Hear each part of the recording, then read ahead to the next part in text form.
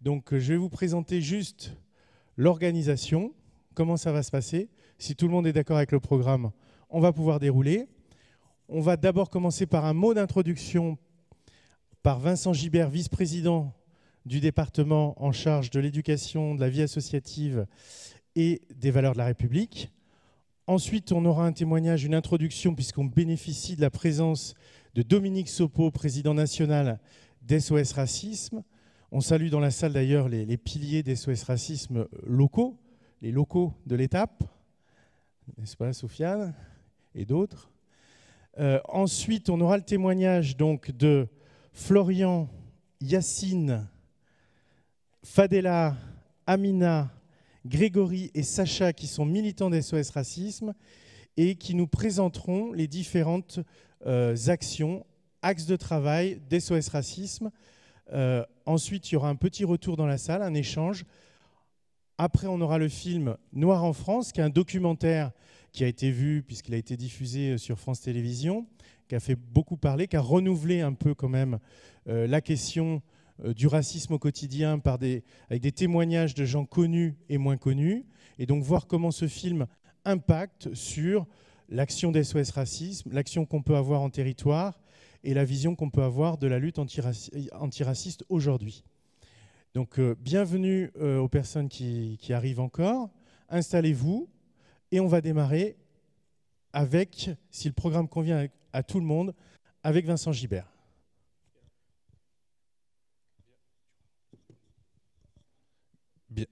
Bien, bonsoir à toutes et tous. Je pense que le programme convient à tout le monde, puisque de toute façon, on ne le soumet pas au vote, Hugues, et chacun et chacune sera obligé de se plier à ce programme qu'on vous propose. Néanmoins, on a essayé de le penser pour que ce soit un moment intellectuellement plaisant pour chacune et pour chacun. Donc je vous souhaite la bienvenue à toutes et tous, et je vous remercie pour votre présence en ces murs aujourd'hui. Vous savez que cette soirée, elle s'intègre dans une programmation d'une semaine pour l'égalité, au cours de laquelle, que nous avons ouverte vendredi dernier, et au cours de laquelle nous invitons les citoyens à venir à nos côtés mener un certain nombre de réflexions.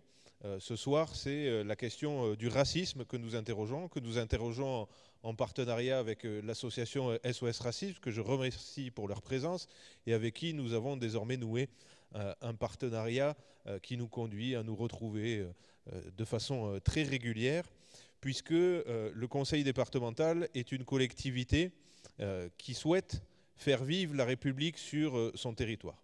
Et pour faire vivre la République, il ne peut y avoir de réalité pour chacune et pour chacun, si les valeurs de la République ne sont pas une réalité dans le quotidien. Et donc, à travers toute nos politiques, notamment la dimension sociale de nos politiques, nous essayons de faire de l'égalité une réalité. Mais il existe, on le sait, des comportements de discrimination qui se multiplient, qui s'intensifient dans une période où le débat politique aussi est de plus en plus violent et où la société se fragmente. Et donc nous affirmons une parole qui est une parole d'apaisement mais d'autorité aussi, pour rappeler que les discriminations sont un délit, pour rappeler à toutes et tous que les valeurs de la République, elles doivent être une réalité pour chacune et pour chacun de la même façon. Et donc, dans ce combat, dans cette parole affirmée, nous avons à nos côtés des acteurs associatifs qui travaillent sur le territoire dans tous les champs de des luttes contre les discriminations, et SOS Racisme en est un. Donc il y a cette semaine pour l'égalité, mais ce sont également des soirées, des conférences débats que vous pouvez retrouver de façon assez régulière, des campagnes de communication que nous impulsons également, un accompagnement pour celles et ceux qui sont victimes de discrimination au sein de nos maisons des solidarités. Et puis, c'est un engagement auprès des jeunes, puisque le conseil départemental de la Haute-Garonne a mis en place un dispositif qui est unique en France par la façon dont il est structuré, et unique en France par l'engagement financier qui est le nôtre. Nous allons chaque année, auprès de plus de 60 000 collégiens, avec les partenaires associatifs, mener des interventions qui s'articulent autour de clés d'entrée qui sont diverses, qui peuvent être le sport, autour de la culture, et qui ont pour objectif non pas de faire descendre une parole vers les jeunes, mais bien de donner aux jeunes les outils pour être des citoyens, les clés pour être de futurs citoyens. Et donc c'est un dispositif qui est unique en France et que nous renouvelons chaque année, auquel nous consacrons un important budget et qui donc permet à l'ensemble des collégiens de la Haute-Garonne de bénéficier de ces actions et de ces interventions. Je ne serai pas plus long parce que le programme de la soirée est chargé. Néanmoins, je demanderai à Hugues de rappeler à un moment de la soirée que la semaine pour l'égalité n'est pas finie, elle débute puisque nous l'avons ouverte vendredi et nous aurons donc 2 nouvelles soirées de débat parce que l'objectif c'est aussi de toucher le plus large public possible. On sait que beaucoup de celles et ceux qui viennent assister à cette conférence sont parfois convaincus de l'idée qu'il faut avoir aussi une action militante comme nous le faisons en tant que collectivité. Mais l'objectif c'est que nous soyons les plus nombreuses et nombreux possibles à porter ces combats. Donc nous avons été samedi sur l'espace public pour à la fois porter notre parole, mais également donner de la visibilité aux acteurs associatifs qui travaillent avec nous. Mais donc on vous rappellera les 2 rendez-vous qui restent à venir en vous chargeant, en vous demandant, en vous invitant de faire passer ces informations auprès du plus grand nombre, parce que nous avons aussi dans ce combat-là besoin de vous. Voilà. Donc je remercie encore Dominique Sopo et tous les engagés d'SOS Racisme pour leur présence ce soir, et je laisse désormais la soirée se dérouler. Merci beaucoup. Alors effectivement, c'est la 2e soirée des 4e rencontres pour l'égalité. Il y avait une première soirée qui était sur l'antisémitisme vendredi dernier avec Tal Brutman. Et vous aurez 2 autres soirées. Ce soir, c'est sur l'antiracisme. Vous aurez 2 autres soirées. Une autre consacrée à la lutte contre l'homophobie avec Wissem Belkacem, c'est demain. Et une autre sur le sexisme, comment combattre le sexisme, avec Anne-Cécile Maillefer. Donc tout ça, c'est dans les programmes qui sont diffusés, qui sont présents sur nos sites et sur lesquels vous pouvez vous inscrire et participer comme ce soir. Donc maintenant, la parole est à Dominique Sopo, président d'SOS Racisme. On a eu cet après-midi une présence d'SOS Racisme au collège Toulouse-Lautrec qui participe à l'action du parcours laïque et citoyen et qui a également reçu le prix Ilan Halimi. Et nous assistions à une intervention d'SOS Racisme unique en son genre qui s'appelle Salam, Shalom, Salut. On a également dans l'actualité d'SOS Racisme, vous avez vu la banderole, les t-shirts noirs du meeting de Zemmour à Villepinte. J'ai vu aussi récemment SOS Racisme présent rencontre sur les manifestations de soutien à l'Ukraine. Est-ce que Dominique, tu peux nous dire quelle est l'actualité d'SOS Racisme ? Qu'est-ce qui fait qu'aujourd'hui, SOS Racisme est sur le front de l'antiracisme et renouvelle son action, renouvelle ses moyens d'intervenir dans l'espace public? Alors, bonsoir à tous et merci au Conseil départemental pour nous accueillir en ces lieux. Donc effectivement, nous avons une actualité chargée, ce qui est toujours assez malheureux quand on a une actualité et qu'on est antiraciste peut-être, mais dans les questions de racisme, finalement, ce qui est le pire, c'est de ne pas combattre. Et tant qu'il y a des gens pour combattre, c'est qu'on est finalement pas totalement dans une situation désespérée. Et c'est vrai que ces dernières années en France, on a vu, ça a été évoqué par Vincent notamment, la façon dont la société française est quand même extrêmement fracturée, où il y a des forces d'extrême droite, des forces identitaires qui cherchent à fracturer davantage et à faire en sorte que finalement les uns et les autres ne puissent plus communiquer ensemble et soient dans des logiques d'opposition indépassables, souvent encore une fois sur des logiques extrêmement identitaires. Et donc évidemment la philosophie de SOS Racisme, et dont SOS Racisme ne s'est jamais d'ailleurs départi, c'est de militer pour le vivre ensemble, de militer pour l'égalité et de faire en sorte que la devise de la République soit une devise qui soit pleine et entière, parce que nous estimons que la devise républicaine est une promesse qui est sans cesse inachevée et qu'il faut sans cesse se battre pour la liberté, sans cesse se battre pour l'égalité, sans cesse se battre pour la fraternité, et que d'ailleurs dans l'histoire de la République, je le dis parce que souvent ces derniers temps, dès qu'on lutte contre le racisme, on est très vite caricaturé en islamo-gauchiste, en woke, en je ne sais quoi, en ennemi de la République, ce qui est d'ailleurs assez étonnant, je dois dire, parce que le message de l'antiracisme est un message qui vise justement à faire en sorte que la République soit fidèle à ces valeurs. Et la République, eh bien, c'est un corps vivant, c'est un corps pour lequel il faut combattre pour que ces valeurs soient pleinement effectives. Et il y a eu des combats pour faire en sorte que les femmes soient traitées à égalité avec les hommes, parce que ça n'a pas toujours été le cas, y compris en République. Pendant tout un temps, les femmes ne votaient pas. D'ailleurs, on démonisait également les mouvements féministes qui cherchaient à faire en sorte de parfaire cette égalité outrageusement absente. La République a aussi été confrontée à la question de l'homophobie, comment des lois pouvaient criminaliser des personnes en raison de leur orientation sexuelle. Eh bien, tout ça a aussi été combattu. La République a aussi été coloniale. Tout ça a été combattu par les guerres d'indépendance. Voilà, la République, c'est un combat aussi pour faire en sorte que ces valeurs soient effectives. Et ceux qui luttent contre le racisme sont ceux qui portent le mieux ces valeurs de la République, ceux qui y sont le plus fidèles et qui font en sorte que la République, encore une fois, puisse être en adéquation avec ce qu'elle proclame. Ces derniers temps, on voit qu'il y a une lutte, parfois d'ailleurs masquée derrière l'invocation de valeurs républicaines, hein, quand on entend certains courants politiques qui parlaient de divine surprise en 1940, expliquer qu'ils sont les grands défenseurs de la République, on se permettra évidemment d'en douter quelque peu et d'avoir une certaine méfiance par rapport à ces proclamations.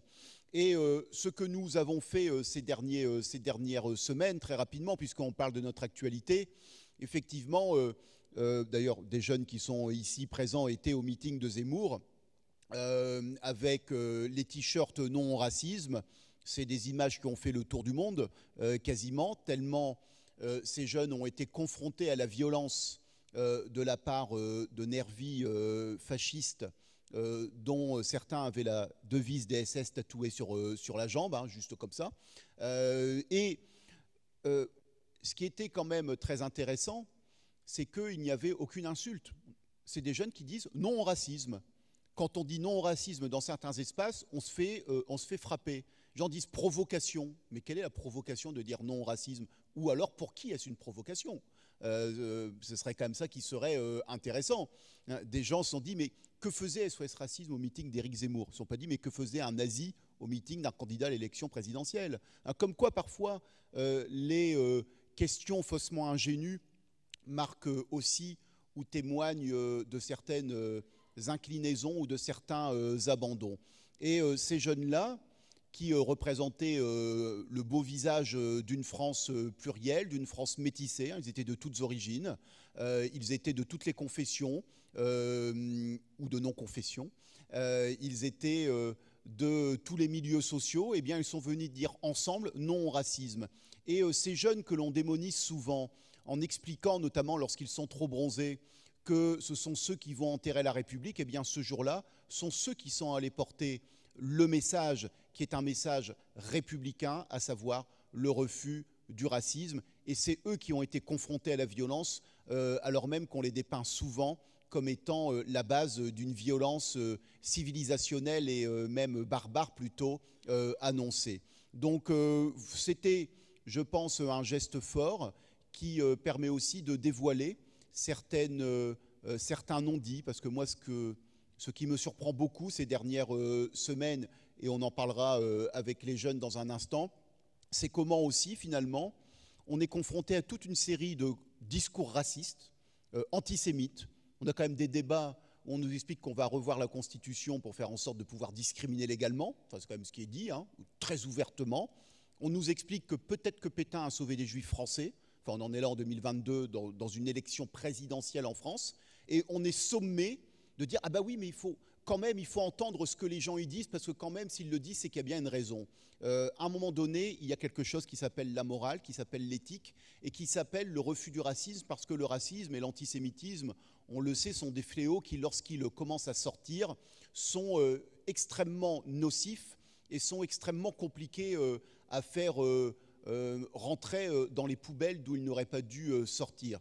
Et donc, nous combattons, nous militons, notamment auprès des plus jeunes. Ça a été dit, nous étions cet après-midi dans un collège auprès des collégiens, et les jeunes font un tour de France qui s'appelle Salam Shalom Salut, et j'en dis juste quelques mots en quelques secondes. Ce Tour de France, ça fait plusieurs années qu'on le fait maintenant. On l'a commencé en 2018 et c'était fondé, nous l'avons mis en place après l'assassinat de Mireille Knoll, qui est une vieille femme juive qui a été assassinée à Paris. Elle avait échappé quand elle était jeune à la rafle du Veldiv et elle a été assassinée chez elle avec une motivation antisémite. Et nous nous sommes dit, finalement, à la manif qui a eu lieu, suite au meurtre de Mireille Knoll, nous y étions, nous y avions appelé, Marine Le Pen était venue. Et Marine Le Pen était venue dire qu'elle était là pour lutter contre l'antisémitisme. Et on a vu que ça marchait en partie, que certains disaient « Ah bah oui, heureusement qu'elle est là ».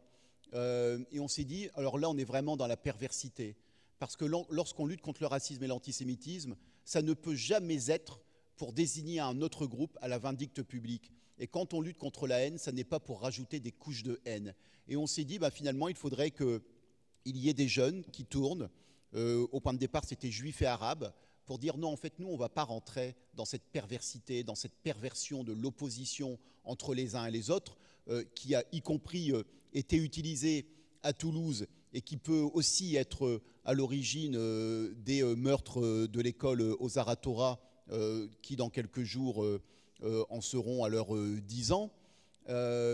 Et on s'est dit, en fait, il faut montrer autre chose, il faut qu'il y ait une jeunesse qui se lève, qui tourne en France, qui dise qu'en fait, elle refuse d'être prise pour de la chair à canon au délire des uns et des autres, parce qu'il y a autre chose à construire, et notamment une égalité à construire, une exigence à avoir, des choses à dire, et de ne pas baisser la tête face quand même à une vague extrêmement réactionnaire qui voudrait rendre aujourd'hui douteuses toutes les expressions de refus du racisme ou de l'antisémitisme. Eh bien, voici quelle est notre actualité dans cette campagne présidentielle inquiétante, c'est le moins que l'on puisse dire. Mais quand on est militant, on est optimiste. Si on milite, c'est parce qu'on pense qu'à la fin, on va gagner. Et de toute façon, nous gagnerons. Ça, c'est sûr et certain. Et voilà, pourquoi nous sommes ici, quelle est notre actualité, quel est le moteur de notre engagement et le moteur de l'engagement de ces jeunes que vous allez écouter maintenant et qui, même par rapport au documentaire, ont un avantage, c'est qu'ils sont en face de vous et qu'en plus, ils ont aussi des propositions à formuler. Donc, on va leur passer la parole. Merci à ces jeunes de témoigner auprès de vous, ce soir. Voilà. Merci Dominique. Cet après-midi, il y avait quand même un signe d'encouragement. Quand on parle à des sixièmes, on a vu que l'intervention est quand même porteuse de sens. Beaucoup de jeunes s'expriment quand même de façon très positive. Les appels à témoignages fonctionnent bien et je trouve que c'est quand même plutôt encourageant, un signe d'encouragement quand on parle aux plus jeunes. On voit qu'ils peuvent se mobiliser et leur témoignage va au-delà, c'est-à-dire qu'entre eux, ils veulent aussi continuer à partager des moments, même s'ils sont différents. Donc on va écouter Florian, Yacine, Fadela, Amina, Grégory et Sacha, qui sont chacun membres de SOS Racisme et ont quelque chose à proposer pour éveiller les consciences, pour travailler au sein des SOS Racisme. À Florian d'y aller.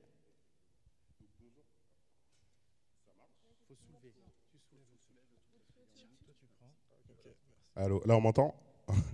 Donc bonjour à toutes et à tous. Merci au conseil départemental de nous accueillir, merci à la ville de Toulouse de nous accueillir. C'est important pour moi parce qu'en fait, il y a 4 ans, je regardais le premier Tour de France de Salam Shalom Salut à Toulouse même. Et c'est en fait, c'est cette étape à Toulouse qui a fait que je suis là maintenant à porter ce beau projet. Et du coup, comme l'a dit Dominique, c'était très ancré en vrai ce projet sur la question de la lutte contre le racisme et l'antisémitisme. Ça l'est toujours, mais là on est vraiment là pour porter des revendications, dont la mienne en fait qui porte sur la sensibilisation et la lutte contre les discriminations. Donc moi c'est Florian, je suis militant à SOS Racisme depuis 4 ans. J'ai grandi en quartier populaire, du coup, dans les Yvelines. En fait il y avait de tout chez moi, il y avait des Noirs, des Arabes, des Blancs, des Juifs, des Asiatiques. En fait j'ai jamais directement subi le racisme en fait, de la part de personnes qui m'étaient proches. Par contre, j'en ai été témoin et ça a été très proche pour moi puisque c'était dans ma famille. On peut avoir dans notre famille des gens, des fois, qui disent des choses qui ne nous plaisent pas, mais on écoute sans rien dire. Ça a été le cas pour moi. Faut dire qu'en 2001, du coup, je ne vous apprends pas les attentats de Al-Qaïda, les tours jumelles, et donc ça passe en boucle à la télé. moi, je rentre, je suis très jeune, j'ai 7 ans, 8 ans. Et j'entends mon père dire wow, ces musulmans, ils vont tous nous tuer. Et là, c'est le choc pour moi, en fait. Je suis petit, je sais à peu près ce que c'est d'être musulman, mais les musulmans, ce sont mes amis, en fait. Moi, c'est des gens directs que j'ai en tête. C'est Kamel, c'est Toufik, c'est Farid, c'est des gens que j'ai en tête. Donc, pour moi, ce ne sont pas des tueurs. Et entendre ça, ça m'a fait mal. Et quand j'ai voulu parler, bah, immédiatement, ma mère m'a dit qu'il faut... Voilà, je serre les dents, je dis rien. Je dis rien, je laisse passer. Et ce truc de laisser passer, j'ai dû le garder pendant un moment. Donc ça avance, ça avance. J'ai peur d'amener des amis chez moi parce que je me dis comment mon père va réagir, comment leur expliquer, c'est compliqué pour moi. Jusqu'à un moment en fait où je grandis.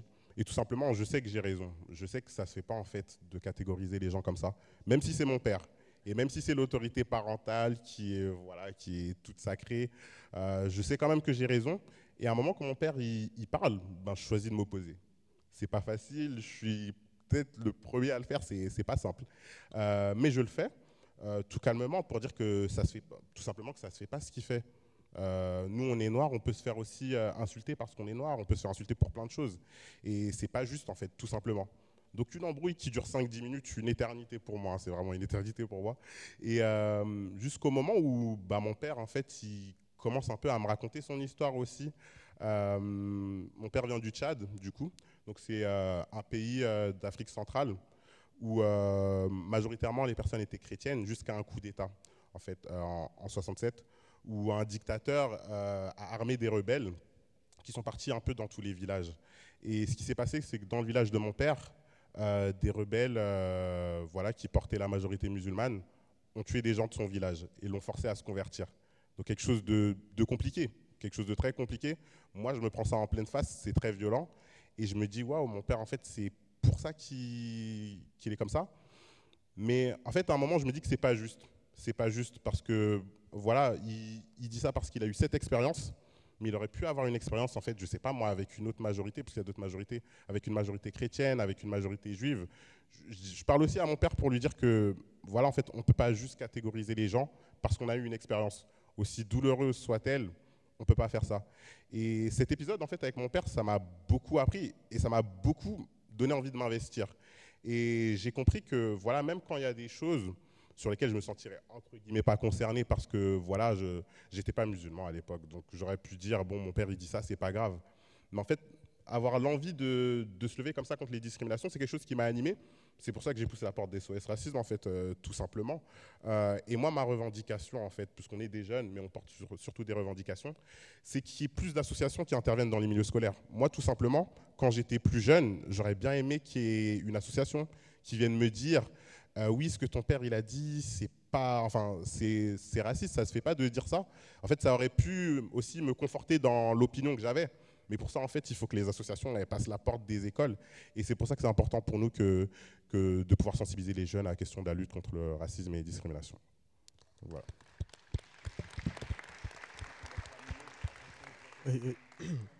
Ça fonctionne là, c'est bon? Okay. Okay. Bonsoir à tous, je suis Yacine et j'habite à Mantes-la-Jolie, donc en quartier populaire. C'est pour cela qu'aujourd'hui, je vais traiter la thématique des quartiers populaires avec Fadela. Donc les quartiers populaires sont souvent rattachés au danger, à la violence ou à la drogue, mais c'est en réalité juste une traduction du manque d'accès à la culture et de défauts dans l'éducation, que ce soit à l'école ou peu importe. Si j'ai choisi cette thématique, c'est parce que moi-même, j'ai subi du racisme. Lorsque j'avais 12 ans, j'allais à l'école et une femme m'interpelle et me dit « Tu n'as pas le droit de salir ton pays, tu n'es même pas dans ton pays et tu te permets de le salir. » Et c'était pourquoi? Parce que j'avais jeté une brique de jus par terre.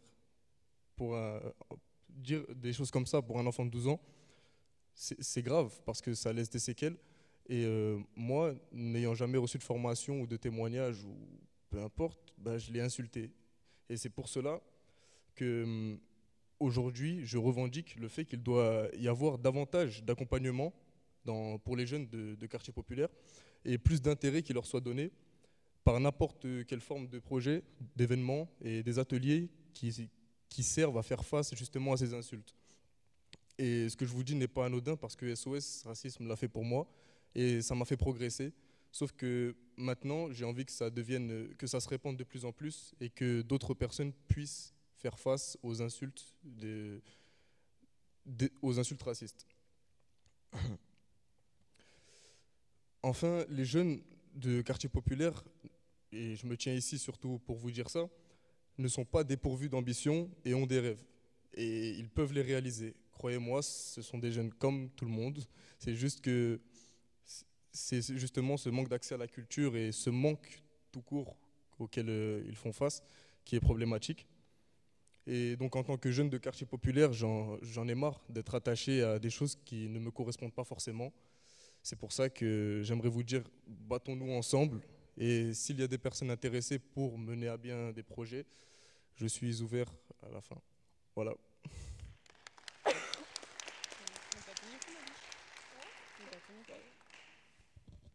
Alors bonsoir à tous et à toutes, je m'appelle Fadela du coup, comme ça a été dit, et ma thématique sera bien sur les quartiers populaires, déjà dans un premier temps parce que ça me parle.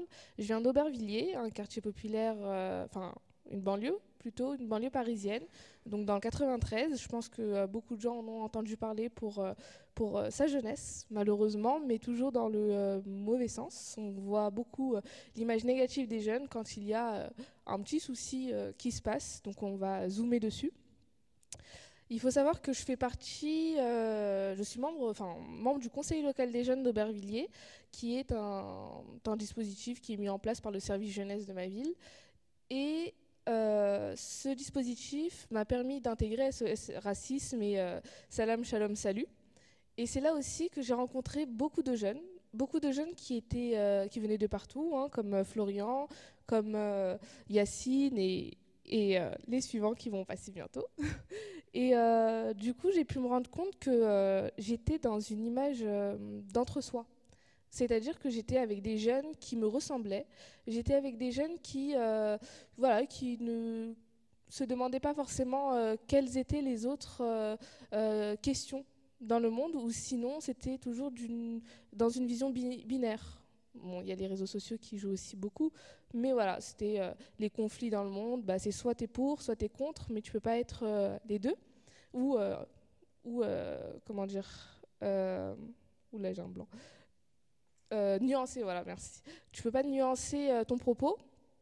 Et du coup, en intégrant justement Salam Shalom Salut et en rencontrant d'autres jeunes, j'ai pu avoir de nouvelles discussions et de nouveaux sujets de discussion tout simplement, de nouveaux débats, de nouvelles formes aussi, parce que je ne savais pas encore ce que c'était le débat concrètement. Et avoir un espace de rencontre, un espace où je pouvais discuter, un espace bienveillant qui me permettait justement d'avoir tout simplement un avis changeant. Hein. On me permettait d'avoir cet avis. Je me suis rendu compte qu'en fin de compte, quand on est dans un endroit où on ne sort pas, on reste fermé sur des idées déjà faites. Alors que lorsque l'on sort de ces zones de confort, hein, tout simplement, on se rend compte que en fait, le monde est très grand. Le monde est très grand et il y a énormément de choses à apprendre, de l'histoire notamment. Il y a Florian avant moi qui a dit que s'il n'y avait pas d'intervention dans les établissements scolaires, on peut avoir du mal à comprendre ce qu'est le racisme, ce qu'est l'antisémitisme et toute forme de discrimination. Et donc ma proposition à moi, c'est justement, ça rentre un peu dans ce cadre-là, mais c'est à travers les voyages. Les voyages, je ne parle pas de voyage forcément dans un autre pays. Un voyage, ça peut être d'un quartier à un autre. C'est un déplacement, et c'est donner place à la mobilité. Parce que c'est ainsi qu'on va vers l'autre et qu'on se rend compte qu'il y a un autre qui ne me ressemble pas, mais qui a des similitudes qui existent entre lui et moi. Justement, il y a Yacine aussi, hein, je m'inspire beaucoup de mes amis, de leurs histoires et de la mienne aussi, je mets des liens. Et je me rends compte que justement, on ne nous a pas donné les clés pour justement répondre. On peut répondre avec une politesse, avec une intelligence. Et malheureusement, parfois, on nous bloque, on ne nous donne pas les codes de réponse. C'est une problématique que j'ai pu rencontrer dans ma vie, dans mon parcours. Et en rentrant justement, ça fait 2 ans maintenant que je suis dans ce projet. Et ça me permet d'être devant vous et de parler, de façon assez naturelle et avec une confiance en moi, chose que je n'aurais jamais pu faire il y a 2 ans. J'ai eu un bon parcours, hein, on m'a bien accompagnée. Et du coup, je vais parler rapidement. J'ai parlé d'Aubervilliers. Jeudi dernier, on a fait une étape à Aubervilliers. Une étape, on a réuni beaucoup de monde. Et j'étais face à donc c'était ma ville, hein, j'étais face à des personnes, à des jeunes qui vivaient avec moi. Je les connaissais. Il faut savoir que je connaissais les 3 quarts de la salle et leur raconter un peu ma vie et comment je me sentais. C'était un peu compliqué, j'appréhendais. Et finalement, à la fin, le lendemain, hier, avant-hier, il y a beaucoup de jeunes qui m'ont interpellée par message et qui m'ont dit ah mais bravo, tu as eu du courage, tu as parlé devant autant de monde alors que moi je n'aurais pas pu le faire. C'était quelque chose que je me disais il y a encore 2 ans. Et du coup, j'ai eu une discussion avec eux et on est passé de justement je ne peux pas le faire à peut-être qu'un jour je pourrai le faire. Et ça montre que lorsque des jeunes voient leur père prendre la parole, qui leur ressemblent, des jeunes qui ont le même âge, qui ont parfois des cultures semblables, et ben, eux aussi, ils peuvent prendre la parole, ils peuvent avoir de l'ambition. C'est quelque chose qui manque dans les quartiers populaires, je pense. Et là, je pense qu'en créant la rencontre, en créant des espaces bienveillants, on peut justement aller vers autre chose. Et là, parce que il faut peut-être donner aux jeunes, retirer plutôt aux jeunes l'idée qu'il faut quitter leur quartier qui est vu avec une précarité, qui est diffusée, qui a une image qui est diffusée négativement par les médias pour réussir. Je vis toujours à Aubervilliers et je considère que je suis dans une de mes réussites et j'en ai encore plein d'autres. J'ai mes études, j'ai mes autres engagements et là c'est une de mes réussites et les jeunes aussi peuvent réussir même en vivant encore dans leur quartier populaire et en allant vers l'autre. Merci.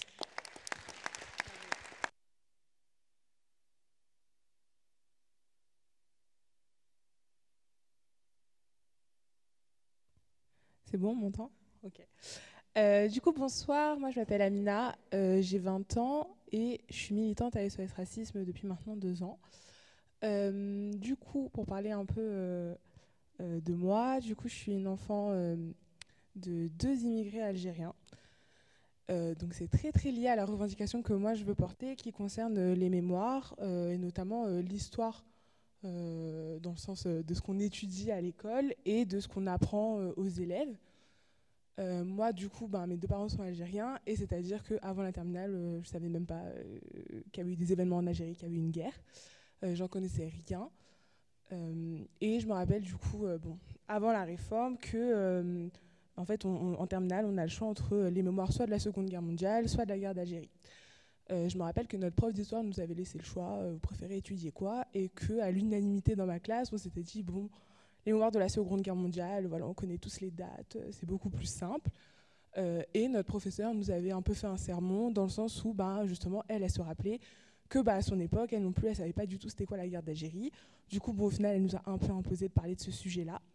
Mais j'ai trouvé que c'était hyper intéressant parce que moi qui suis quand même assez facilement concernée, j'y connaissais rien. Parce que la mémoire de la guerre d'Algérie, c'est une mémoire qui est très dure, que ce soit dans les familles qui sont concernées ou en France assez généralement. C'est aussi un sujet qui s'étend plus généralement en fait, à toute l'histoire coloniale européenne et française tout particulièrement. Et du coup, je pense que ce serait très très important que dans les programmes scolaires, ce soit quelque chose dont on parle plus, qu'on parle de ce qui s'est passé, qu'on en prenne des responsabilités. C'est déjà un chemin qui a été entamé.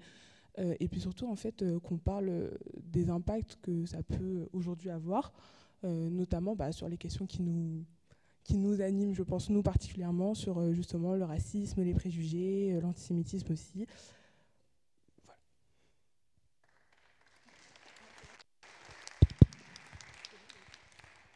Bonsoir à tous. Du coup, moi, c'est Grégory, j'ai 24 ans, justement. Et je suis aussi militant à SOS Racisme depuis à peu près 3 ans. Alors moi, j'habite aujourd'hui en région parisienne, mais je n'ai pas grandi là-bas. J'ai grandi en région Poitou-Charentes. Et effectivement, là où j'ai grandi, ça se remarquait assez vite quand tu étais une personne de couleur. Moi, donc, mon père est guadeloupéen, noir. Ma mère, elle est blanche. Et finalement, dans mon école primaire, je me souviens qu'il n'y avait que ma grande sœur et moi qui étions de couleur. Et finalement, c'est-à-dire que le racisme, on a toujours su ce que c'était, puisque on en a toujours entendu parler, on a pu le vivre, on l'a senti, on en a entendu parler, on en a eu des témoignages. Et effectivement, c'était au centre aussi de nos discussions quand on a grandi. Donc après, quand on était adolescent, il y avait beaucoup plus de diversité autour de moi. Mais il y avait des sujets qui revenaient souvent. Et les sujets liés à l'histoire, justement, comme tu disais, Amina, étaient souvent au cœur de nos discussions. Et malheureusement, j'avais remarqué que des fois, les sujets qui revenaient, c'était de se demander qui avait pu vivre le pire parmi les descendants de peuples qui avaient été opprimés. C'est-à-dire qui avait vécu le pire entre l'esclavage et la colonisation, entre la guerre d'Algérie et la Shoah, entre un génocide et un autre, etc. Et j'ai trouvé que c'était très dangereux puisque finalement, on est tous français, on était tous français au milieu d'un environnement dans lequel nous n'avions pas eu l'occasion d'apprendre et d'étudier sur ces questions-là. Et moi, je pense profondément que l'État français a une responsabilité dans cela, dans le sens où si il avait cherché à davantage en faire de ces histoires, de ces mémoires, une place centrale pour la jeunesse. C'est-à-dire que si on avait pu ouvrir des lieux de culture, à l'instar d'un musée de l'esclavage, par exemple, ça permettrait justement que chaque jeune puisse, en allant y visiter, en allant faire des sorties scolaires dans ces lieux-là, puisse justement se dire que c'est une histoire qui la concerne. Et finalement, ne pas se dire que l'histoire de l'esclavage n'appartient qu'aux Antillais. L'histoire de la colonisation n'appartient qu'aux Africains. L'histoire de la guerre d'Algérie n'appartient qu'aux Algériens, mais bien à l'ensemble de la population puisque c'est une histoire française. Et finalement, je parlais justement d'un musée de l'esclavage. Je pense que si justement il y avait un musée de l'esclavage, ce serait également en France, en métropolitaine, en France hexagonale, et non simplement à 8000 km sur les lieux où l'esclavage a eu lieu, dans les Antilles. Ça permettrait qu'il y ait une reconnaissance politique beaucoup plus importante de cette histoire. Une reconnaissance politique qui permettrait de mieux aborder aujourd'hui la question du racisme, la question des discriminations, parce que c'est ce que cette histoire découle. Et quand on parle des discriminations, c'est justement beaucoup dans l'accès à l'emploi. Et je disais qu'on en a beaucoup, que personnellement j'en ai beaucoup entendu parler, puisque j'ai eu beaucoup de témoignages de mon père qui a souvent été victime de discrimination, qui me disait que quand il est arrivé en France hexagonale, il allait sur des offres d'emploi, il se rendait en physique à des entretiens et les recruteurs lui disaient simplement que non, il n'avait jamais publié d'offres et qu'il ne recrutait personne. Et effectivement, c'était parce qu'il était noir et que quand il arrivait, on ne voulait pas de lui. Moi, je pense qu'aujourd'hui, si on traitait mieux cette histoire du racisme et des discriminations, il faudrait que l'État puisse prendre des sanctions, des mesures pour interdire justement, par exemple, l'accès au marché des entreprises qui discriminent. Parce que c'est important dans le sens où il y a une reconnaissance dans le fait de traiter ce sujet, il y a une reconnaissance en tapant au portefeuille des entreprises qui le font. Et ça empêcherait effectivement beaucoup d'entreprises de se permettre de discriminer. Et si on arrivait justement à faire du sujet du racisme, des discriminations et de l'égalité d'une manière générale un sujet central dans notre pays, à l'heure où justement, quand on vient dire non au racisme, comme le disait Dominique tout à l'heure, on risque de se faire agresser. Quand des candidats qui se présentent à l'élection présidentielle présentent des programmes basés sur la haine de l'autre, il est essentiel justement d'envoyer des bons signaux. Et je pense que nous, en tant que jeunes engagés dans un combat pour l'égalité, dans ce que nous faisons à SOS Racisme, dans les classes auprès des jeunes et ce soir auprès de vous et au quotidien lorsqu'on est dans la rue, il est important de se dire qu'il y a de l'espoir dans le pays, que la jeunesse peut porter de plus belles choses et qu'on a de belles ambitions pour l'avenir de notre pays. Voilà, merci.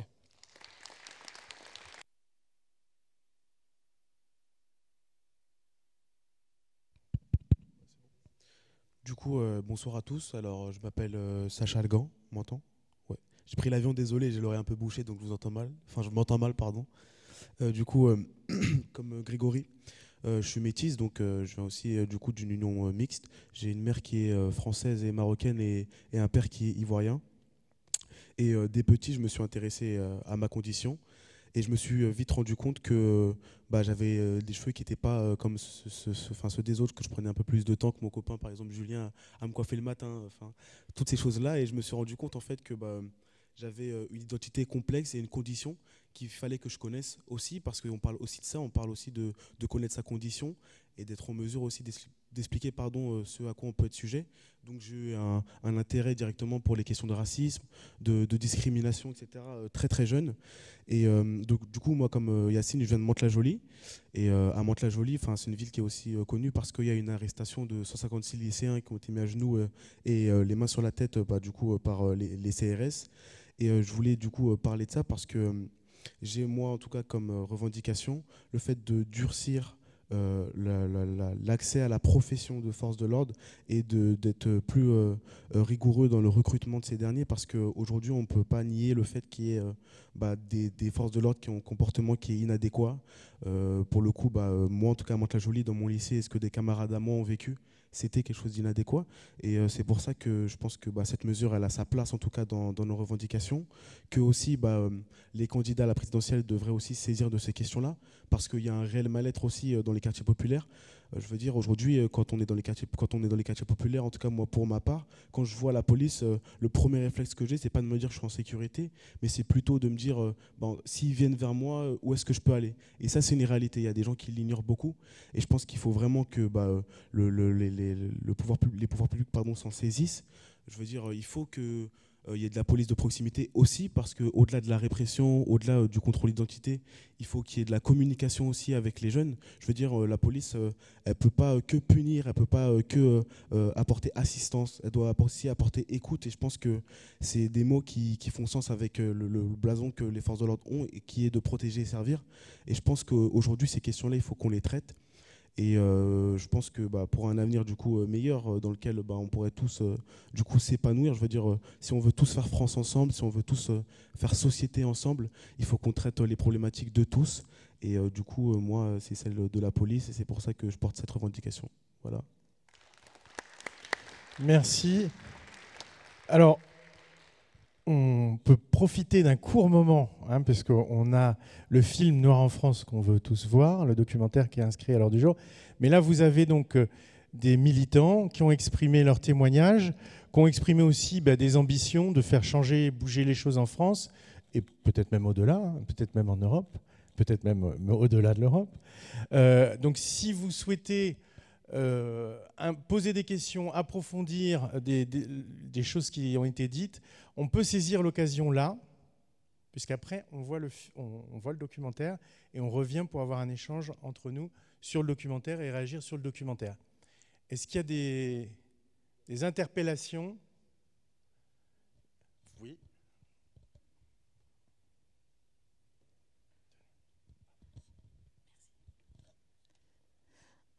Voilà, moi je voudrais d'abord vous remercier, et je suis vraiment émue après vous avoir entendu. Je trouve que vous avez une intelligence et une clairvoyance que pas mal d'adultes n'ont pas. Et vraiment, je suis fière d'être dans un pays où il y a cette jeunesse aussi. Voilà, moi j'ai travaillé pendant 35 ans dans les quartiers du Mirail à Toulouse. Donc peut-être vous avez entendu parler du Mirail, ce sont des cités, il y a Bagatelle, Faurette, Bellefontaine, Rennery.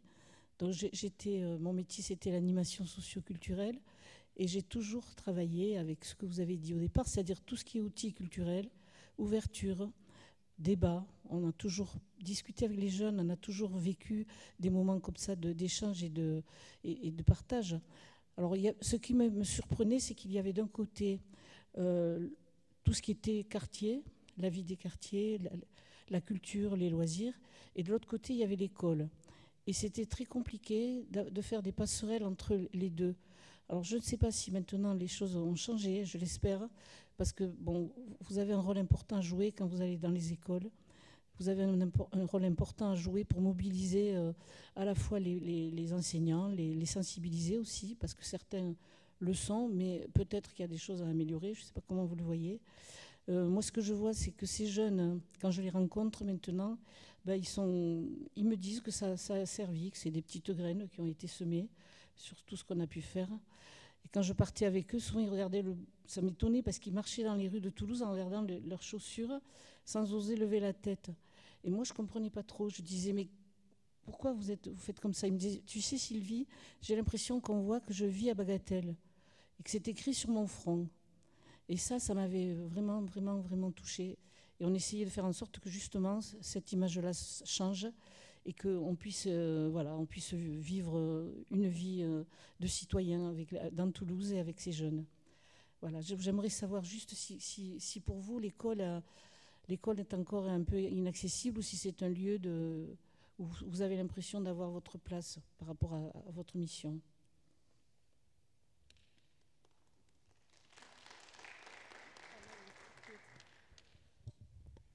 Alors du coup, je vais reprendre un peu mon exemple, mais à Aubervilliers, du coup, il y a la cité éducative qui est mise en place pour allier l'école et le loisir et les associations, etc. Je pense que l'école, c'est un élément majeur dans l'éducation d'un jeune, mais que ça ne peut pas se faire seul. Et donc, c'est pour ça que l'intervention d'associations comme SOS Racisme et d'autres dans les établissements scolaires permettent aux jeunes de voir autre chose aussi, parce que l'éducation nationale, c'est déjà un programme.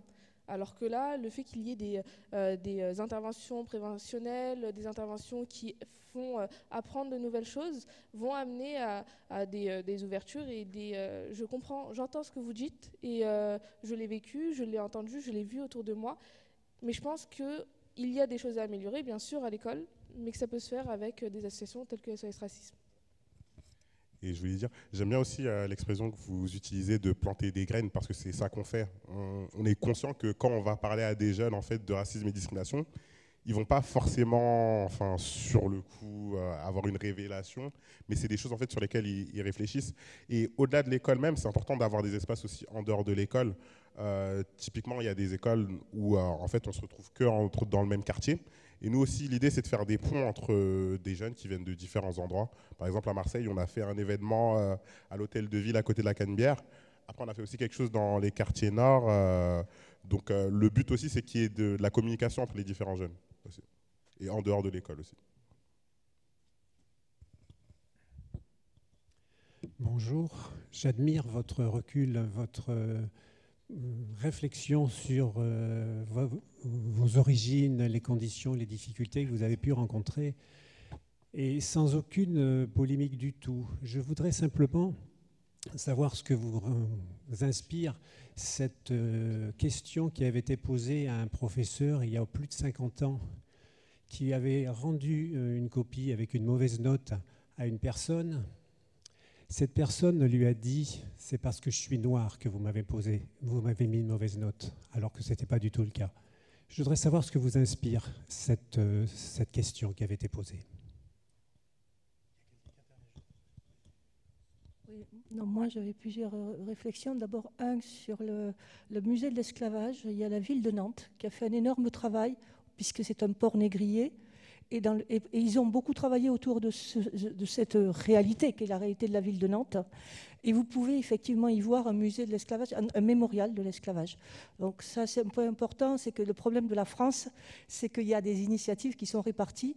Et vous parliez du voyage. Le voyage, c'est effectivement le besoin qu'il y a d'aller dans différents endroits en France pour parler de différentes réalités et de différents lieux de mémoire qui peuvent exister. Mais il y a quand même des choses qui existent un petit peu.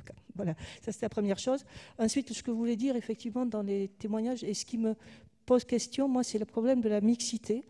C'est de la mixité avec des gens qui sont aussi blancs que moi. Moi, je suis blanche, entre guillemets, depuis 40 générations. Je n'ai nulle part dans ma famille de personnes qui sont d'origine étrangère, ni à droite ni à gauche. Et pourtant, je pense que ce serait important qu'on arrive justement à avoir beaucoup plus de mixité. Mixité d'origine et mixité sociale. Parce que vous parlez tous, vous venez tous de quartiers populaires. Il y a pourtant des personnes qui peuvent être d'origine diverses, je ne sais jamais comment dire, parce que pour moi, tout le monde, on est tous français. Et on pourrait habiter et travailler et étudier dans des endroits communs. Et je suis toujours très perturbée quand moi je vois des lycées qui sont des lycées spécialisés. J'ai vécu 2 ans au Mirail. À l'époque, quand moi j'ai vécu au Mirail, dans les Tours, j'étais étudiante, il y avait beaucoup de personnes d'origine française, entre guillemets, je mets tous les guillemets derrière tout ce truc-là, qui habitaient au Mirail. Effectivement, aujourd'hui, au Mirail, il n'y a plus que des personnes issues de l'immigration. C'est quelque chose qui n'est pas normal pour moi. Et ensuite, il y a aussi la partie au lycée, par exemple, à Toulouse, nous avons un lycée qui s'appelle le lycée Saint-Cernin, qui a la chance d'être assez mixte. Ma fille avait des copines d'origine diverses. Et elle nous racontait que quand dans la rue, quand elle se déplaçait, qu'elle rencontrait des policiers, j'allais dire des flics, ben, ma fille, elle n'avait aucun problème. Alors que ses copines qui marchaient avec elle dans la même rue, elles étaient obligées de faire attention à comment elles se comportaient. Donc ça, c'est pas normal non plus qu'on ait cette différence, alors qu'on est un groupe de copines avec des origines diverses. Voilà. Donc moi, je pense qu'un des points vraiment les plus importants aujourd'hui, enfin, je ne sais pas comment vous le réagissez vous, c'est justement cette absence de mixité sociale et d'origine qui est aussi à l'origine de tout ce racisme. Oui. Alors, moi, je voulais intervenir sur la partie école, éducation, parce que j'ai trouvé très intéressant tout ce que vous disiez. Moi, je suis née en Martinique, j'ai mes parents qui sont tous les deux originaires de la Martinique, et je vais vous donner juste quelques exemples de phrases que moi j'ai entendues petite ou adolescente au sein de la famille.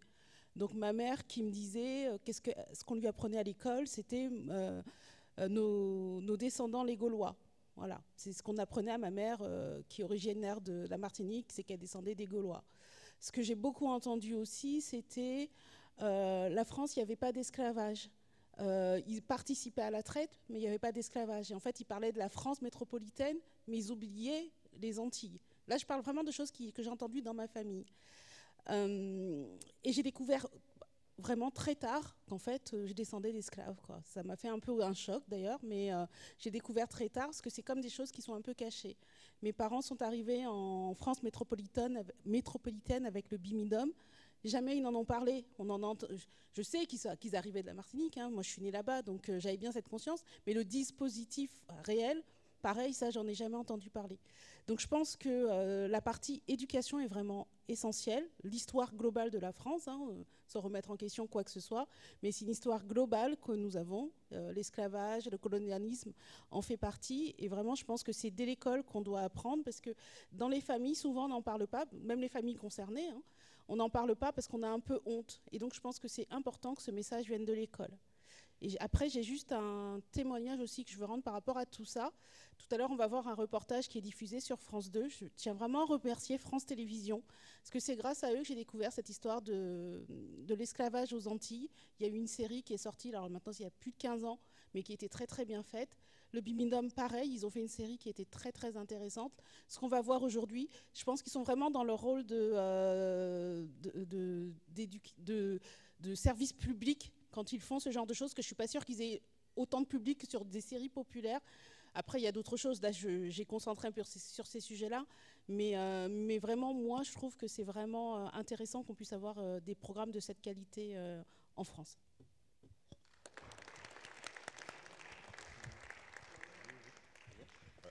Donc, pour répondre un peu aussi à tout le monde, oui, pas de souci. Donc, du coup, à madame, donc, vous parliez aussi du sujet de la mixité dans les quartiers. Et justement, ça rejoint un peu ce qu'on disait sur le fait que c'est important de faire des ponts entre les différents quartiers. En fait, la plupart des jeunes, ils subissent la communautarisation. L'extrême droite va dire, en fait, à tout va, que les gens choisissent d'être ghettoisés, d'être dans certaines communautés. En fait, c'est un repli, la ghettoisation, c'est quelque chose qu'on subit. Et c'est pour ça que c'est important de faire cette mixité. C'est aussi bon de rappeler que, enfin, même quand on est, entre guillemets, quand vous dites d'origine française, en fait, on a des origines aussi quand même. Enfin, on peut être savoyard, on peut être breton, nantais. C'est bien aussi de rappeler ça, parce qu'il y a plein de jeunes qui se disent que plus qu'ils sont en fait intra-européens, bah, ils n'ont pas d'origine, mais on a tous des origines. Et c'est aussi pour ça qu'on le fait aussi dans notre projet. Il y a d'autres jeunes dans le projet qui racontent aussi le fait que voilà, ils ont une identité, ils sont blancs, ils ont une identité aussi. Voilà, donc c'est quelque chose à dire. Pour monsieur, du coup, sur ce que vous disiez sur le jeune qui aurait dit c'est parce que vous êtes noir. Après, je ne peux pas faire un cas pratique sur ce sujet, puisque je ne connais pas vraiment cette affaire. Que des gens disent qu'ils sont discriminés à tort, ça peut arriver. Moi, j'ai été, à SOS Racisme, je m'occupais aussi de recevoir des permanences juridiques. Les gens aussi, en fait, ils disent ce qu'ils sentent. Mais c'est déjà inquiétant de se sentir discriminé, en fait. Et c'est important de pouvoir entendre tous les témoignages. Donc, que c'est été le cas ou pas, c'est aussi une réalité. La discrimination, c'est une réalité. Et le problème de la discrimination aussi, c'est qu'on ne sait pas dès qu'on est victime de la discrimination. Moi, je vais mettre mon CV, je ne sais pas, à Foot Locker ou à Aldi ou quelque part. On me refuse. Peut-être que c'est parce que je n'ai pas les compétences, mais c'est peut-être aussi parce que je suis discriminé pour mon lieu de résidence, pour ma religion, pour ma couleur de peau. Donc, malgré tout, c'est toujours important d'écouter les témoignages de discrimination, que ce soit à tort ou pas, en fait, c'est important de les traiter. Donc même pour ce jeune, je pense qu'il y a quelque chose aussi à dire. C'est peut-être aussi qu'il se sent pas à sa place en France aussi. Et c'est pour ça que c'est toujours important de le traiter. Et aussi, du coup, pour madame, très rapidement, aussi, oui, du coup, c'est vrai que ce reportage, il a permis de mettre plusieurs choses en lumière. On ne va pas spoiler, bien sûr. Mais en tout cas, pour la précision aussi à apporter sur le BUMIDOM, du coup, le Bureau des migrations des départements d'outre-mer, du coup, qui était... du coup, un système qui visait à enrayer le chômage dans les départements d'outre-mer et dans lesquels plusieurs donc Antillaises, Antillais sont venus en métropole justement pour travailler. Et c'est vrai que ça explique certaines mécaniques aussi. Donc, voilà.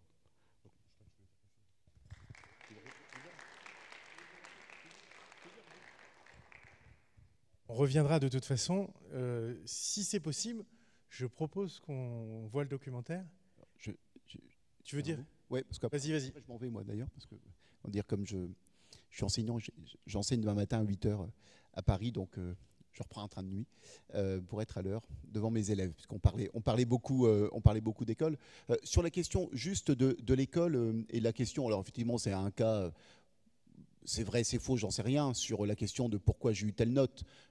C'est vrai qu'on peut se sentir discriminé à tort, mais y compris en matière scolaire, d'ailleurs, il y a une étude très récente qui est sortie, et qui montre la discrimination raciale dans l'accès au master, qui est une étude très récente qui a été faite par un chercheur du CNRS et qui montre des comportements différents dans l'accès au master. Donc dans un endroit dont on pense qu'après tout, il est exempt de discrimination, parce que souvent on pense l'éducation comme étant sans biais, mais en fait il y a des biais qui peuvent exister, et qu'en fait la problématique des discriminations, c'est que on peut avoir toute une série de biais conscients, voire idéologiques, mais on peut aussi avoir des biais qui sont inconscients, et quand on ne travaille pas dessus, ça va donner lieu à des pratiques, à des comportements qui vont être des comportements qui vont rompre l'égalité de traitement entre les individus. Donc lutter contre les discriminations, c'est un phénomène de longue haleine, et que souvent il y a quelque chose même de désagréable à entendre les expériences vécues par les personnes. On parlait des questions de la police. Enfin, quand je constate comment en France, dès qu'on parle des problèmes de racisme dans la police, des levées de boucliers, c'est impossible. En fait, c'est impossible. En vrai, c'est impossible d'en parler, parce que dès qu'on dit ça, c'est vous êtes contre la police. Vous êtes contre la police.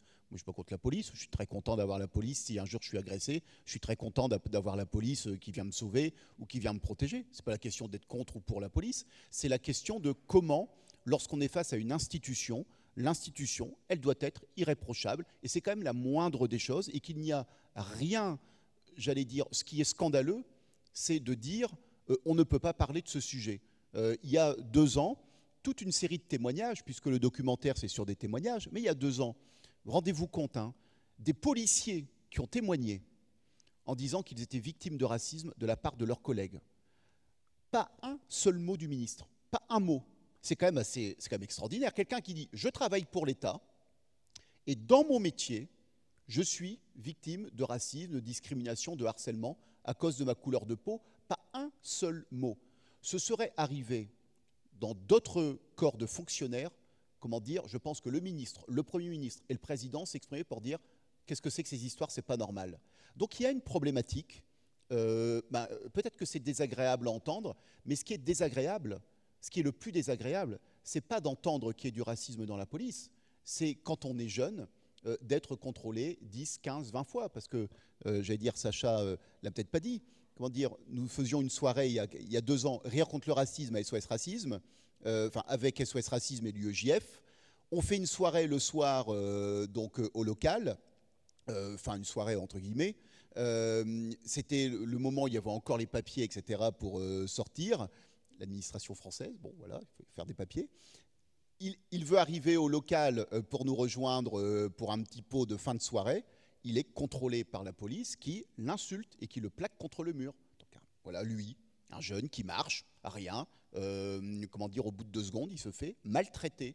En fait, c'est pas normal, en fait. Voilà. Et en fait, ça ne peut pas être quelque chose d'acceptable et ça ne peut pas faire silence quand on le dit. Hein, parce que souvent, et c'est toujours un peu une forme comme ça d'hypocrisie qu'on peut entendre chez beaucoup de politiques, hein, puisque même à l'extrême droite, ils disent qu'ils sont contre le racisme maintenant. Bon, en fait, c'est comme si tout le monde dit « Ah non, moi, le racisme, pas ça chez moi ». Mais le racisme, c'est des choses concrètes. Comment dire, et lutter contre le racisme, c'est pas simplement dire « je suis contre le racisme ». Être contre le racisme, c'est aussi mettre en place des politiques qui font qu'à un moment donné, l'expression du racisme, en fait, elle n'est plus possible. Et que la survenue des discriminations, elle n'est plus possible. Parce que l'égalité, ça n'est pas qu'une proclamation. L'égalité, c'est aussi à un moment donné un traitement égal entre les individus. Et il ne suffit pas, si je prenais un exemple, de dire « je suis pour l'égalité entre les hommes et les femmes », mais ne rien faire lorsqu'il y a 10 ou 15% d'écart de salaire entre les hommes et les femmes. Si on est pour l'égalité entre les hommes et les femmes, on met en place des politiques publiques pour que les hommes et les femmes, à travail égal, soient payés pareil. Point barre, c'est tout. Sinon, on peut toujours proclamer, moi aussi, moi je suis pour la paix dans le monde, je suis contre le fait que les gens aient faim, tout ça est du baratin. Je veux dire, à un moment donné, si lorsqu'on est face à des cas concrets, en fait, il n'y a pas d'action qui est menée. Et les propositions, c'est aussi quelque chose de l'exigence par rapport à la République. Parce que la République, elle n'est pas qu'une proclamation, elle est aussi quelque chose de vivant et qui doit être, vécu par l'ensemble des enfants de la République de façon concrète dans leur vie quotidienne. C'est la promesse républicaine et notre militantisme, c'est faire en sorte que cette promesse devienne un peu plus chaque jour une réalité. Merci. Alors, on va profiter de la transition pour prendre les premières places qu'on nous a réservées pour voir le documentaire film Noir en France. Il y a quelques photos et après je pense qu'il faut prendre les places quand même qui sont des places normalement dévolues aux conseillers départementaux, donc c'est assez confortable. Voilà, et on reviendra après le film faire un petit témoignage. Rappelez juste avant le film, pendant que les gens se déplacent, Dominique, Flore, il faut juste que vous êtes au conseil départemental de Haute-Garonne et qu'ici on facilite quand même l'action de toutes les associations auprès des collèges à travers le parcours laïque et citoyen. Il y a Jean-François Ségura qui est là entre mes collègues Jean-Luc et Mourad. Ici, on fait le maximum et SOS Racisme est toujours le bienvenu, comme il l'a été cet après-midi dans les collèges. Et insister pour dire qu'on ne fait pas que ça ici. En Haute-Garonne, on fait également la mixité sociale. Beaucoup plus d'argent, beaucoup plus d'investissement pour faire en sorte que sur Toulouse, il y ait de l'égalité au niveau des collèges. C'était juste une parenthèse pour rappeler quelle était l'action du conseil départemental qui, effectivement, sur du périscolaire, de l'animation, la possibilité pour les associations d'avoir accès au domaine scolaire et d'intervenir par rapport à des questions qui étaient proposées ou des propositions, parce que ça ne se fait pas partout ailleurs, mais plus globalement, sur le cœur du système, recréer de la mixité sociale. Et là aussi, il y avait beaucoup de gens qui nous disaient « c'est pas possible ». Et le conseil départemental l'a lancé et on est en train aujourd'hui d'expérimenter et d'avoir des retours sur l'expérimentation. Bon visionnage et on revient tout à l'heure avec un échange pour voir les interpellations qu'on peut avoir suite au film. Parfait. On a encore un moment entre nous. On a la salle pour nous ce soir. Donc, l'équipe des SOS Racisme, vous pouvez revenir sur vos pupitres. Et s'il y a des interpellations, des questions, c'est peut-être des gens qui ont revu le documentaire. Parce que moi, ou on peut s'arrêter là aussi, parce qu'il est relativement tard, c'est une autre solution. Mais voilà, c'est un moment pour échanger. Où vous pouvez peut-être même vous-même réagir. Hein, ça peut être aussi, il reste des micros là, qui sont sur la table. Ça peut être à vous aussi, qu'est-ce que ça vous a évoqué par rapport à vos histoires personnelles ou vos combats au sein des SOS Racisme? Du coup, déjà ce qui est bien de noter, c'est que, enfin moi, j'avais jamais vu de documentaire qui relatait voilà, du racisme, discrimination et de la vie des Noirs en fait, à 1 heure de grande écoute en prime time. Donc rien que pour ça, je le salue, comme l'avait fait aussi Madame. C'est vrai que c'est à saluer pour le coup. Donc voilà, avec avec aussi une vision historique, une vision pédagogique, un peu comme ce qu'on fait en classe. Donc c'est toujours intéressant de le faire. Voilà, important aussi d'appuyer peut-être un des seuls reproches que je ferai au film, c'est d'appuyer sur le fait qu'il y a des gens aussi qui agissent quand même pas mal sur ces questions déjà. Mais voilà, en tout cas, globalement, c'est une bonne expérience.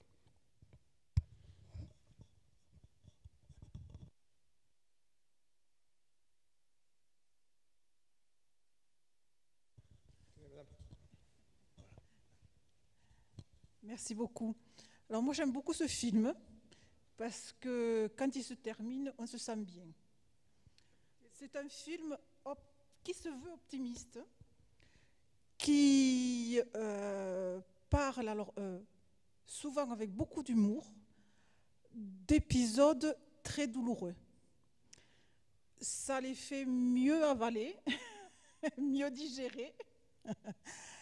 Alors il y a beaucoup d'anecdotes que certains d'entre vous ont sans doute vécues.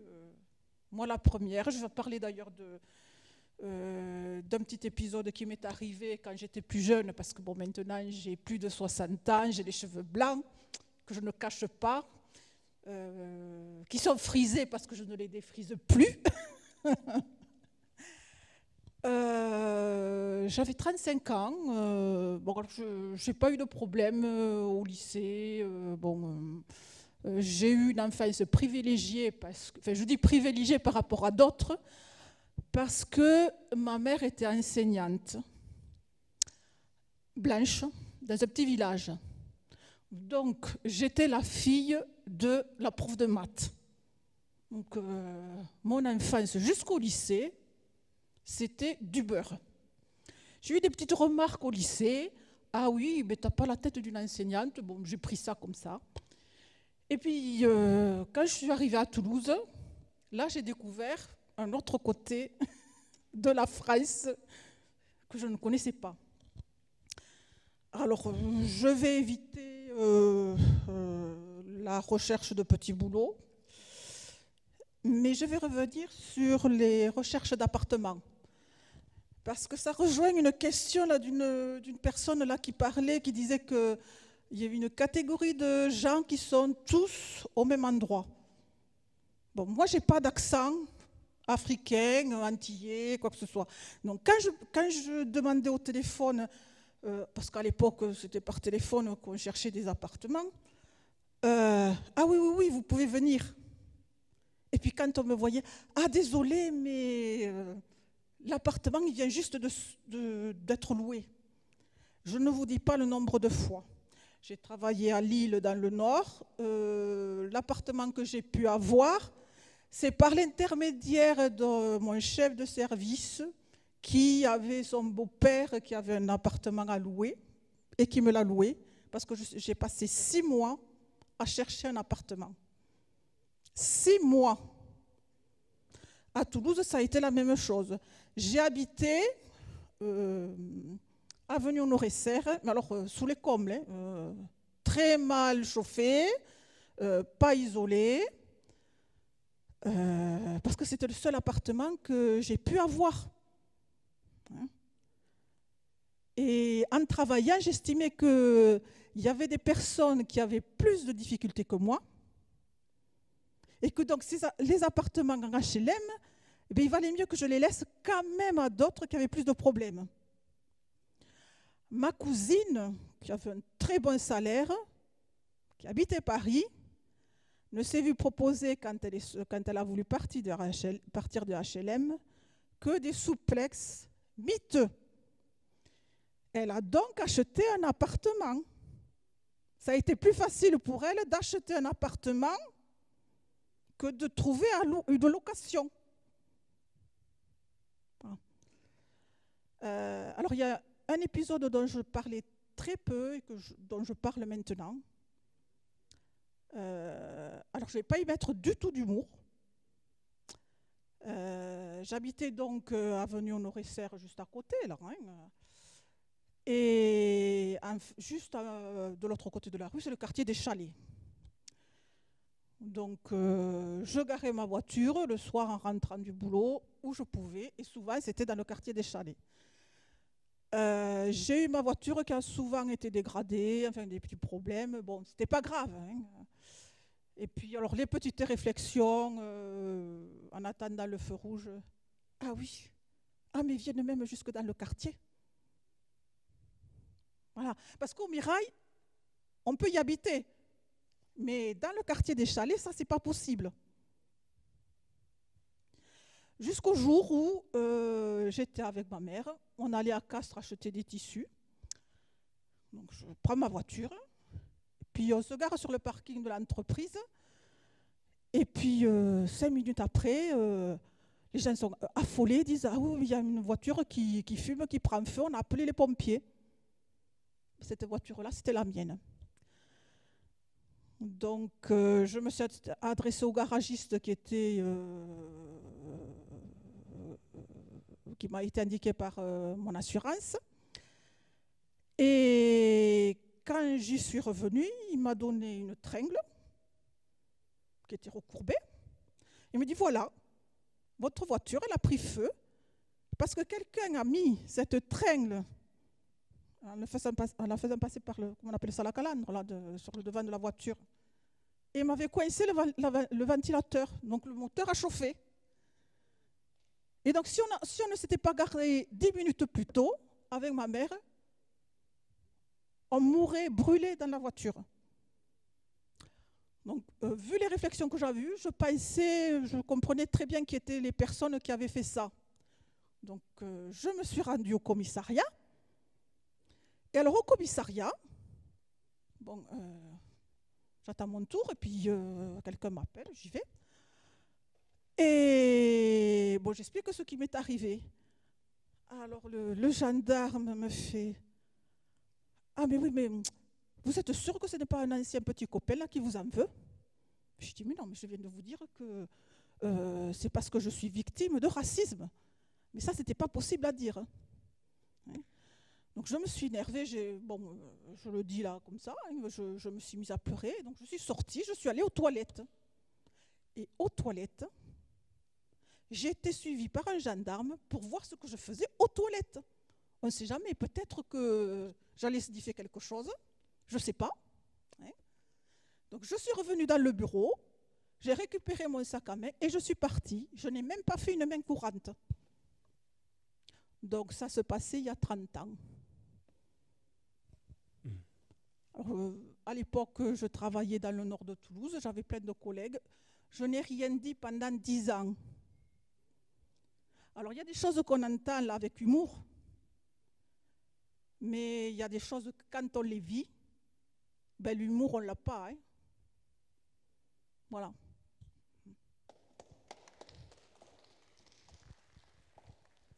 Bon, après, il y a beaucoup d'autres choses très agréables. Je ne veux pas faire pleurer dans les chaumières. Hein. Il y a beaucoup d'amis, beaucoup de gens qui sont normaux. Hein, parce que moi, je dis que les gens qui ne sont pas racistes, ce sont les gens normaux. Hein, dans ma famille, j'ai des gens qui sont très bosseurs,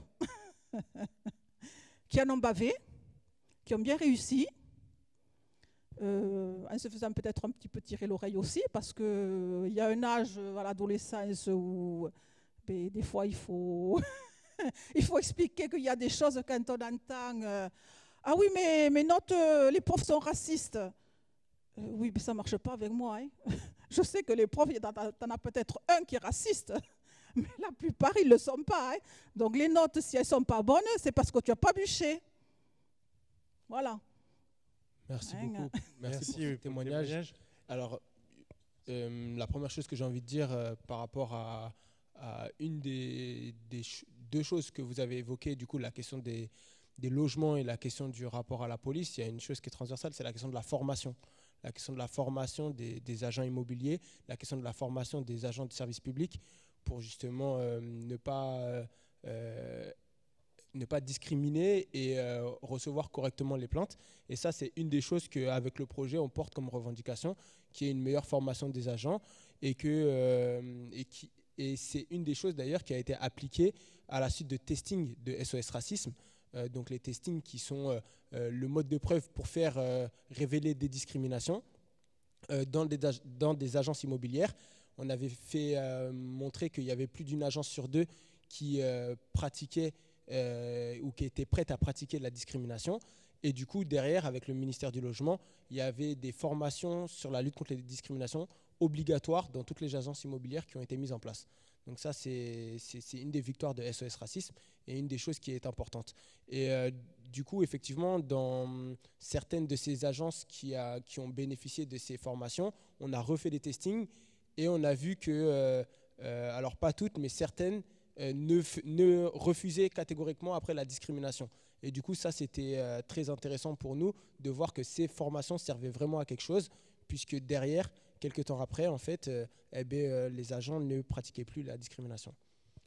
Voilà, merci en tout cas. Après, c'est vrai que sur de particulier à particulier, c'est beaucoup plus compliqué, mais il y a beaucoup de choses à faire quand même. Et il y aurait d'autres réactions? Ouais, merci. Bonsoir. Donc, j'ai une question. Comme vous êtes tous impliqués justement dans une association et dans divers thèmes, j'aimerais savoir si dans votre quotidien, quand vous rencontrez des discriminations ou du racisme, est-ce que vous prenez le temps d'expliquer ou est-ce que dans certaines situations, vous laissez passer quand même parce que vous pensez que éduquer ou instruire les gens, parfois pour quelque chose qui même peut vous faire mal fortement, vous vous dites que ça n'en vaut pas la peine, hein? Alors c'est vrai qu'on entend des choses blessantes parfois, c'est vrai. Alors parfois, ouais, on prend le temps d'essayer de parler avec les personnes, mais souvent quand on sait qu'il y a des personnes qui sont juste pas raisonnables, on nous conseille de faire abstraction et de rester concentré sur nos fonctions, sur nos tâches. Si vous voulez un exemple, une fois j'étais à Reims et il y avait le meeting de Marine Le Pen qui allait avoir lieu le samedi et on était donc le vendredi. Et donc on tractait dans une fac et il y a un jeune qui devait avoir mon âge et qui est venu très confiant, très moqueur, condescendant, bref, tous les termes péjoratifs qu'on pourrait sortir. Et il nous provoquait. Et moi, personnellement, à ce moment-là, je savais pas quoi faire. Donc, j'essayais de le convaincre parce que je crois vraiment qu'on peut changer l'opinion des gens. Moi, j'y crois. C'est difficile, mais je pense que c'est possible. Après, je pense que ça dépend des opinions de chacun. Mais je pense vraiment que c'est possible, mais c'est compliqué. Et surtout selon les personnes. Si je peux rajouter aussi, pardon, excusez-moi. Du coup, je pense que parfois, quand on vit aussi du racisme ou des discriminations, on ne s'en rend pas forcément compte directement, parce qu'il y a aussi la discrimination banalisée, dans le quotidien. Mais par contre, le fait de parfois, je sais que moi, je me suis rendu compte de certaines discriminations que j'ai subies en discutant comme ça, en pensant que c'est banal, justement, parce que je pensais que parler d'une anecdote et qu'on m'a dit, mais en fait, tu sais que tu as été victime de discrimination. Et ça a été un choc, justement. Là, j'en prends conscience, pardon. Mais comme l'a bien dit Greg, on peut pas, c'est difficile d'aller voir, par exemple, des institutions et leur dire, en fait, vous agissez de façon raciste ou discriminante, alors que le fait d'instruire des formations, d'intégrer des formations pour ces professionnels, ça peut permettre à accompagner justement pour lutter contre les discriminations banalisées du coup. Et madame, pour répondre plus profondément à votre question, parce que j'imagine qu'il y a du vécu, bah en vrai, il y a une option qui est simple et qui fait du bien, c'est de militer. Parce que quand on a des petites victoires, comme le meeting de Zemmour à Villepinte, où il y avait Greg, il y avait Sacha, il y avait Flo, quand on voit ce genre de trucs, certes c'était violent, mais ça fait du bien. Quand on voit ce qui se passe après, ça fait du bien. Rien que le fait de partager sur les réseaux sociaux ou autres, ça fait du bien, parce qu'on fait avancer les choses sans s'en rendre compte. Et voilà, en gros, on va dire que c'est rassurant pour des personnes qui subissent le racisme.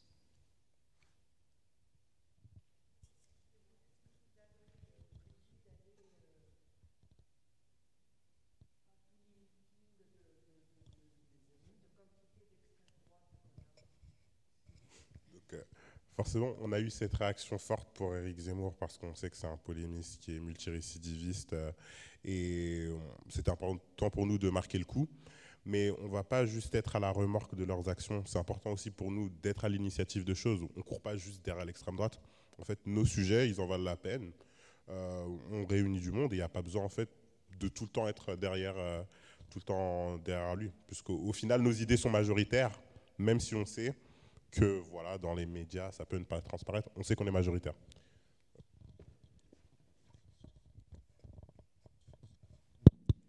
Ouais, moi je voudrais dire 2-3 mots pour aller dans le sens de ce qui a été dit déjà.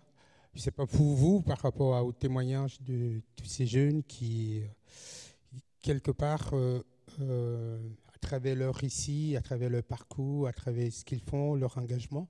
Mais je crois qu'il faut que tu te présentes, Herman. Bon, je suis secrétaire général des SOS Racisme. Par rapport à leur engagement qui, effectivement, pour nous, c'est une attente, c'est ce que nous demandons, et ils l'ont dit, ils l'ont témoigné à plusieurs fois. Pourquoi ils l'ont fait? Parce qu'ils y croient, parce qu'il y a un idéal, il y a des valeurs qu'ils partagent, et ils ne veulent pas laisser les choses se faire sans eux, alors qu'ils ont des convictions. Et quand ils ont vécu, pour certains, certaines situations, ils n'ont pas baissé les bras, se sont dit, en fait, comme je dis souvent, on ne fait pas le bonheur des gens à leur place. Parfois, il faut aussi savoir se prendre en charge. C'est ce qu'ils ont fait. Et ils ne l'ont pas fait uniquement parce que leur origine leur dicte de le faire, mais ils l'ont fait par conviction. Parce que ce combat, ce n'est pas un combat qui appartient à telle ou telle catégorie de personnes, mais c'est un combat des valeurs. Et ces valeurs qui sont les valeurs d'égalité, les valeurs de fraternité, etc., etc. Avant même qu'effectivement, on arrive à leur situation personnelle. Mais ce qu'ils ont fait, parce qu'ils en ont parlé, l'engagement, même nous qui sommes peut-être les aînés et les dirigeants de l'association, parce qu'on a beaucoup parlé de du meeting d'abord de l'action Salam Shalom et Salut, qui est une initiative qu'ils portent, eux. Ils n'ont pas beaucoup développé parce qu'il n'y avait pas beaucoup de temps, mais croyez-moi, et que c'est quelque chose qui nous rend fiers et qui doit nous rendre tous fiers ici, de voir des jeunes comme ça s'engager. Et parce qu'ils rencontrent beaucoup d'autres jeunes en leur disant que c'est comme ça qu'on arrivera à changer les choses. Ne laissons pas faire, ne laissons pas se répandre les discours de haine et surtout n'acceptons pas que la haine, que certains viennent distiller leur haine, parce que c'est ça le message de Salam Shalom Salut. C'est refuser l'enfermement dans la haine, c'est refuser ce diktat des haines, parce qu'ils ne sont pas tous là, ils sont une trentaine. Et d'horizons diverses, d'origines diverses, etc., etc., et de classes sociales diverses. Mais ils ont pour dénominateur commun l'envie de vivre ensemble et de rejeter la haine que veulent distiller certains. Et d'ailleurs, c'est la raison pour laquelle leur motivation les a amenés à aller, mais il faut quand même, pour ceux qui ont vu les images, avoir le courage d'aller dans le meeting d'Éric Zemmour, pas pour aller lutter physiquement, pas pour, mais juste par courage, par conviction, ils se sont dit, ben, on va y aller, on va dire non au racisme. C'est cette image-là qui est symbolique aujourd'hui. Et pour ceux qui ne l'ont pas vu, il suffit de regarder les images, ils étaient là. La violence qu'ils ont reçue en retour, mais croyez-moi, je pense qu'ils peuvent vous dire, ça a redoublé leur conviction et leur détermination. Je le sais parce qu'ils nous l'ont dit. Et on a eu très peur, je peux vous dire. Nous avons eu très, très peur. Et franchement, nous n'aurons pas de mots assez forts ni assez grands pour leur dire bravo, mais je pense qu'ils le méritent largement parce que c'est à travers cette jeunesse, à travers cette image, à travers leur courage, leur envie, leur détermination et les valeurs qu'ils portent que nous partageons tous ici et que nous pouvons vaincre. Et madame, justement, la question que vous avez posée, oui, on peut gagner, on doit gagner justement par la conviction. Effectivement, il y a ceux qu'on ne peut pas gagner, avec qui on ne peut pas discuter. Franchement, oui, évidemment, avec Éric Zemmour, on n'irait jamais discuter parce qu'on sait ce que c'est. Mais en effet, cette bataille, qui est la bataille culturelle et éducative, oui, nous devons la gagner. Et pour la gagner, ça passe par les interventions en milieu scolaire, ça passe par le travail qu'ils font, le travail pédagogique, avec le soutien et l'accompagnement des collectivités et la classe politique et la classe pouvoir, les pouvoirs publics, parce que seuls, nous ne pouvons pas gagner cette bataille, mais aussi, on a besoin de vous tous qui êtes là.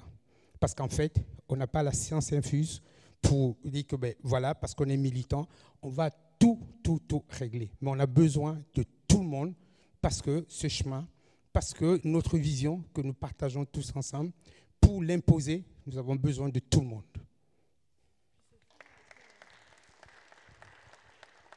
Merci beaucoup, Herman. Alors, Valentin de SOS Racisme a déposé à la sortie des documents pour que vous puissiez les prendre, pour vous engager au sein des SOS Racisme. Donc, n'hésitez pas. Peut-être qu'on va conclure là, parce que l'heure a tourné. Merci de votre participation. Ah ben, si chacun veut dire quelque chose en 1 minute, allez-y sur le volontariat.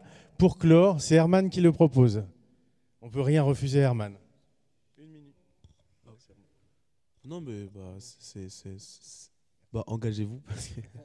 Non, mais c'est important de s'engager quand on voit qu'il y a la montée de l'extrême droite, etc. Enfin, je veux dire, c'est pas anodin. Il y a une période qui fait que l'engagement, même, il coule de source, en fait. On ne peut pas rester inactif face à la montée de l'extrême droite parce qu'aujourd'hui, en fait, le militantisme, on a l'impression que maintenant, c'est limite, en fait, l'extrême droite qui milite plus, qui est plus engagée, qui est plus sur le terrain. Et je pense qu'il faut qu'on regagne la rue parce que, comme la phrase le dit, la rue, elle est à nous. Voilà. Moi, je vais conclure en parlant un petit peu du film.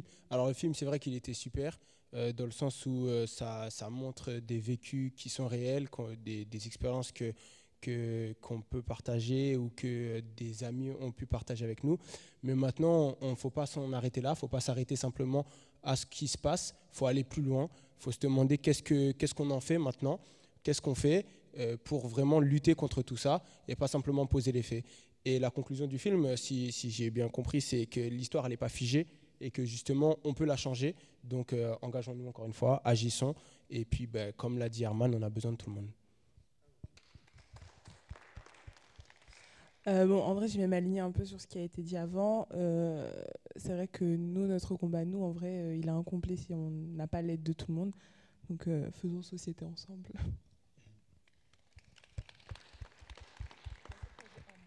Personnellement, je tiens vraiment tous à vous remercier et à vous féliciter parce qu'il est 22h passées, vous êtes toujours là. Vous avez subi des discriminations, vous avez subi du racisme, vous êtes toujours là. Madame, votre histoire, elle était très touchante. Vous avez failli mourir, clairement. Vous avez subi. Franchement, bravo, madame. Vraiment. Et on le voit dans le film. Quand on voit les témoignages de Nina Simone, de Mohamed Ali qui se battent, on peut se dire qu'une chose, c'est qu'il faut croire en nos rêves. Il faut croire en la jeunesse et il faut croire au vivre ensemble. Je pense qu'on peut le faire. Alors pour ma part, je vais remercier la dame qui est avec sa fille. C'est bien votre fille? Oui, avec sa fille, parce que je pense aussi que l'engagement passe par la transmission et du coup, un grand bravo pour ce partage avec nous. Merci. Donc je vous remercie toutes et tous d'être venus et d'avoir vraiment été super actifs. Comme on disait, s'engager, en fait, c'est important. Ça peut passer simplement juste par le fait de laisser votre contact, votre numéro de téléphone pour qu'on vous informe des actions qu'on fait. Parce qu'il y a une antenne qui est en création sur Toulouse et c'est important de faire quelque chose dans cette ville qui nous a accueillis pour la première étape de Salam Shalom Salut. Donc c'est important. Donc voilà, engagez-vous.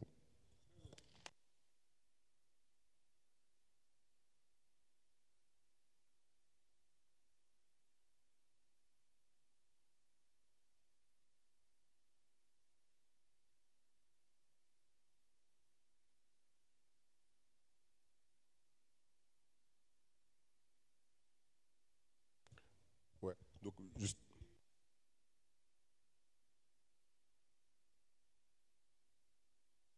Donc la meilleure solution, c'est surtout l'accompagnement juridique. Moi, je vous disais, je suis juriste de formation, justement, et je tenais permanence juridique. Et en vrai, c'est important d'être accompagné. Comme le disait le témoignage de l'ADA, en fait, c'est compliqué d'aller déposer plainte tout seul. Moi-même, en fait, j'ai été victime à Villepinte. Bon, on s'est tous fait frapper. Franchement, même pour moi, c'était compliqué d'aller déposer plainte alors que je conseillais tout le monde.